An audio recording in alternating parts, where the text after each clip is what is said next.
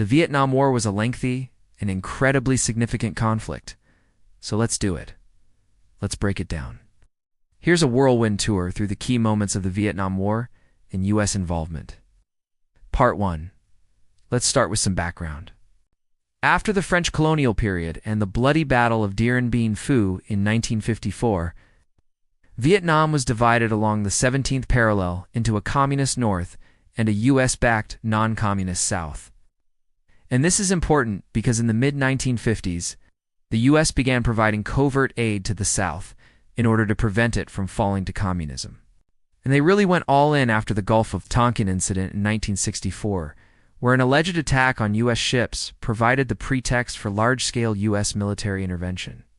By 1965, the U.S. had deployed over 100,000 troops and launched Operation Rolling Thunder, a massive bombing campaign against North Vietnam. By 1968, U.S. military presence peaked at around 536,000 troops. That's 500,000. The war was at a stalemate. And in 1968, there was a major turning point, the Tet Offensive. This was a massive surprise attack by North Vietnamese and Viet Cong forces. They attacked over 100 cities and military bases across South Vietnam. It was a military defeat for the communist forces, but it shattered any remaining public confidence in the U.S. and the war effort back home. And it was one of the most consequential moments in the war. In 1968, U.S. troops also committed the My Lai massacre, killing hundreds of unarmed Vietnamese civilians. This further fueled anti-war sentiment in the U.S. Now, during this time, the media was covering the war extensively, including graphic images of the burning monk, the so-called Napalm Girl, and other wounded and deceased soldiers and civilians. These images had a profound impact on public opinion and intensified the anti-war movement. At home, protests grew. Millions marched. The draft became a flashpoint. Resistance spread to campuses. And tragic events like the Kent State shootings in 1970 deeply divided the nation. Veterans also became politically active. Groups like Vietnam Veterans Against the War formed in 1967. So, in short, by the late 1960s, the war had become increasingly unpopular. President Nixon came to power promising to end the war. His policy of Vietnamization involved a gradual withdrawal of U.S. troops while expanding the role of South Vietnamese forces. In 1973, the Paris Peace Accords were signed, ranging for the withdrawal of all U.S. troops within 60 days.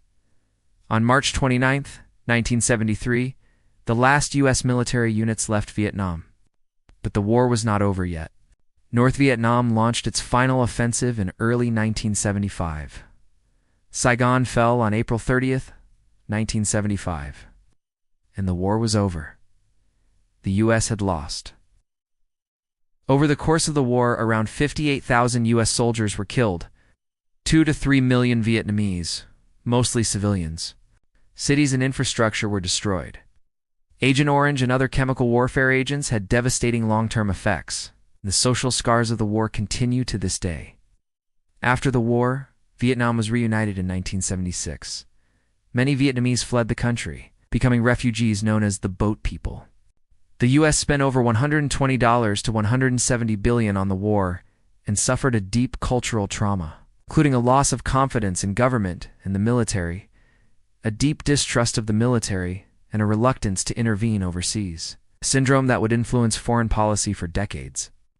Today, the Vietnam War remains a highly significant event in world history, an emblematic conflict of the Cold War era.